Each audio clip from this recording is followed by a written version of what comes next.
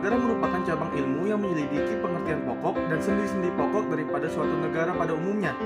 Nah, maksud daripada kalimat pengertian di sini adalah menitik beratkan kepada suatu pengetahuan, sedangkan arti daripada maksud sendi adalah menitik beratkan kepada suatu asas atau kebenaran.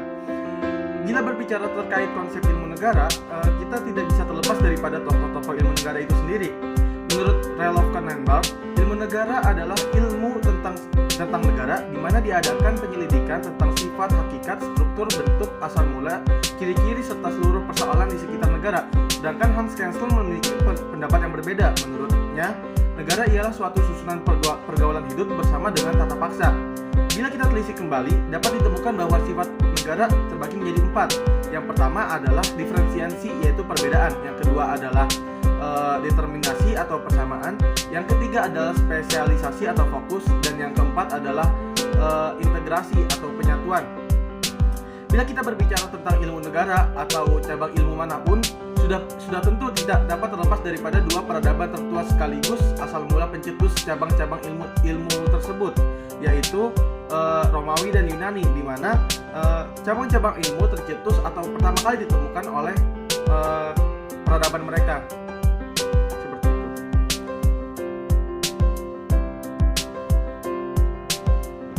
Setelah kita berbicara tentang konsep dasar daripada negara, selanjutnya kita akan membahas terkait definisi daripada negara itu sendiri. Menurut definisinya, negara adalah organisasi dalam suatu wilayah yang dapat memaksakan kekuasaannya secara sah terhadap semua golongan atau organisasi dalam kekuasaannya yang sekaligus menetapkan tujuan-tujuan dari kehidupan bersama. Secara etimologis, istilah negara merupakan terjemahan dari kata-kata asing, yaitu state dalam bahasa Inggris, staat dalam bahasa Jerman dan Belanda, dan etat dalam bahasa Prancis. Kata state, staat, dan etat itu diambil oleh orang-orang Eropa dari bahasa Latin pada abad ke-15, yaitu dari kata statum atau status yang berarti keadaan yang tegak dan tetap, atau sesuatu yang bersifat tetap dan tegak. Istilah negara ini muncul bersamaan dengan munculnya istilah lo Stato yang dipopulerkan oleh Niccolo Machiavelli lewat bukunya Principe. Saat itu, lo Stato didefinisikan sebagai sesuatu sistem tugas dan fungsi publik dalam alat perlengkapan yang teratur dalam wilayah-wilayah tertentu. Sedangkan para ahli mendefinisikan negara secara berbeda-beda. Menurut Profesor William Budiarjo, negara adalah organisasi yang dalam suatu wilayah dapat memaksakan kekuasaannya secara sah terhadap semua golongan dan kekuasaan lainnya, dan yang dapat menetapkan tujuan-tujuan dari kehidupan itu. Sedangkan menurut Profesor Nasrun, negara adalah suatu bentuk pergaulan hidup. Oleh sebab itu, harus ditinjau secara sosiologis agar dapat dijelaskan dan dipahami. Adapun Profesor M.R. Sunarko berpendapat bahwasannya negara adalah organisasi masyarakat yang mempunyai daerah tertentu dengan dengan kekuasaan negara yang berlaku sepenuhnya sebagai kedaulatan sebuah negara atau wilayah tersebut.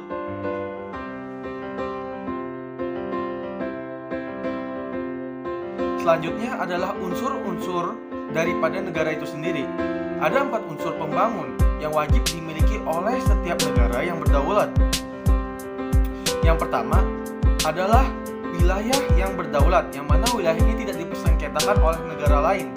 Yang kedua adalah penduduk yang menjadikan wilayahnya itu sebagai dasar untuk menentukan tempat tinggalnya, dan tentunya penduduk tersebut merupakan warga asli negara itu, bukan orang asing atau orang yang menetap. Yang ketiga adalah pemerintahan sebuah negara itu harus memiliki kepemerintahan yang dimana menjadi kunci penyelenggaraan bernegara itu sendiri. Pemerintahan itu terdiri dari lembaga-lembaga politik, administratif, dan eksekutif, serta lembaga-lembaga lainnya. Yang keempat adalah pengakuan-pengakuan yang terbagi menjadi 2, yaitu de facto berdasarkan pernyataan atau kenyataannya, artinya melihat kondisi di lapangan, dari suatu fenomena yang terjadi, apakah berjalan baik atau tidak. Untuk de facto sendiri terbagi menjadi dua sifat pula, yaitu yang pertama adalah de facto tetap, yaitu suatu negara mengakui negara lain tanpa melihat kondisinya baik itu sekarang maupun kedepannya. Dan yang kedua adalah de facto sementara, yaitu ketika suatu negara mengakui negara lain harus berlandaskan dengan kondisinya yang sekarang dan proyeksinya ke depannya, tidak diperlihatkan. Artinya apabila suatu negara yang telah diakui runtuh, maka hilanglah pengakuan dari negara-negara tersebut. Sementara de jure adalah pengakuan yang dinyatakan secara resmi oleh negara lain berdasarkan hukum internasional tentang keberadaan negara baru.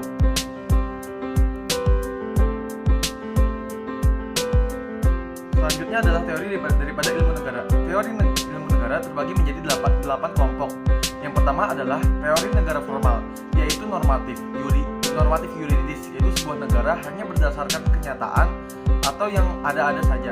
Yang kedua adalah teori negara kapitalis klasik, di mana negara memiliki peran yang kecil, yaitu hanya sebagai social service atau pelayanan publik. Yang ketiga adalah teori negara Marxis, yaitu konsep negara yang diusung oleh Karl Marx, yang mana teori ini mengacu kepada kepentingan borjuis dan adanya negara hanya untuk kepentingan kaum atas atau kaum bermodal yang bertujuan untuk menindas kaum plural, yaitu kaum lemah. Yang keempat adalah teori negara Bonapartis. Teori ini diusung oleh Louis Bonaparte yang mengatakan bahwa negara itu sebagai alat kapitalis. Yang kelima adalah teori negara pluralis, di mana negara ini netral dan tidak mendukung pihak manapun. Yang keenam adalah teori negara korporatif, di mana negara tidak dikendalikan oleh kepentingan kelompok. Dan yang ketujuh adalah teori negara organis, artinya negara memiliki kemandirian besar dan bersifat totaliter.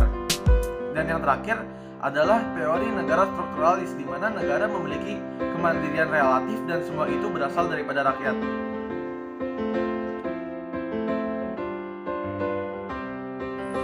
Dan yang terakhir adalah bagaimana asal mula negara terbentuk. Ada 4 teori pembentukan asal mula negara. Yang pertama adalah teori Yunani kuno. Yunani kuno adalah awal mula pemberangkatan teori asal mula negara. Pada abad ke-4 sampai 8 sebelum Masehi menggunakan bahasa atau terpengaruh Yunani tersebar di banyak tempat seperti Aegan, Kepulauan Sicily dan Italia Selatan, termasuk semenanjung Mediterania, termasuk Spanyol, Prancis, Libya, Mesir, dan Laut Hitam. Bahasa Yunani ini tersebar di ratusan polis atau wilayah. Salah satunya adalah kota Athena yang memenuhi persyaratan sebagai negara modern, tetapi komposisinya sedikit lebih besar dibandingkan dengan sebuah desa dengan negara modern yang saat ini. Lembaga polis Censia merupakan suatu politik yang dependen yang berhubungan suatu dengan yang lain, termasuk dependensi dalam menetapkan hukum dalam menyusun kebijakan masing-masing. Beberapa tokoh yang lahir di Yunani adalah Socrates, Plato, dan Aristoteles.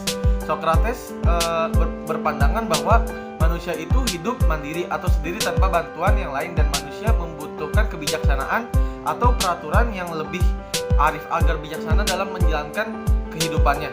Mereka asal mula negara berdasarkan daripada hakikat manusia itu sendiri atau fitrah manusia itu sendiri yang menghendaki pergaulan, ketentraman, ketertiban, dan pengaturan kehidupan yang memang diatur sedemikian rupa agar terwujudnya kearifan dan kebijaksanaan. Yang kedua adalah masa Romawi kuno. Pada masa Romawi, dalam perkembangan selanjutnya, bangsa Yunani yang besar kemudian terpecah-pecah dan jatuh dalam kekuasaan Imperium Romawi. Sebenarnya awal mulanya dari Yunani sebetulnya oleh sebab itu sedikit kebudayaan Yunani mempengaruhi Romawi, sekalipun ada jumlah perbedaan di antara keduanya.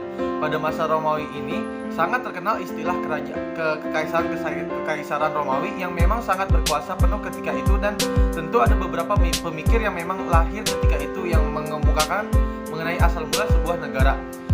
Cicerio berpandangan bahwa awal mula negara itu tidak dalam bentuk individu-individu itu, dia lebih modern dalam arti jadi negara-negara itu sudah terbentuk kehidupan negara kota, jadi ada wilayah masyarakat yang hidup dan terjalin kehidupan bernegara yang memang tidak dalam bentuk formal. Maka untuk mengakibatkan hal itu terjadi kontrak sosial. Yang ketiga adalah masa abad pertengahan. Pada masa abad pertengahan terbelenggu kekuasaan periodal dan kekuasaan pemimpin-pemimpin agama sehingga tenggelam apa yang disebut dengan masa kegelapan.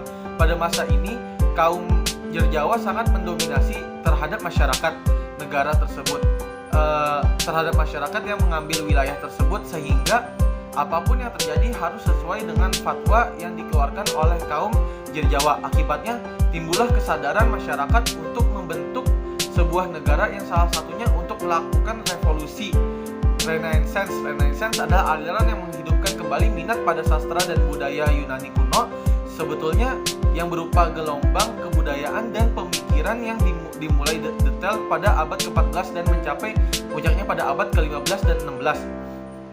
Yang keempat adalah masa Aufklärung. John Locke berpandangan bahwa keberadaan negara ini adalah karena adanya pergantian pemerintahan atau pergantian antar warga negara. Montesquieu berpandangan awal mula suatu negara adalah karena faktor kekuasaan sehingga terjadi kesewenang-wenangan dan perlu untuk dipisahkan.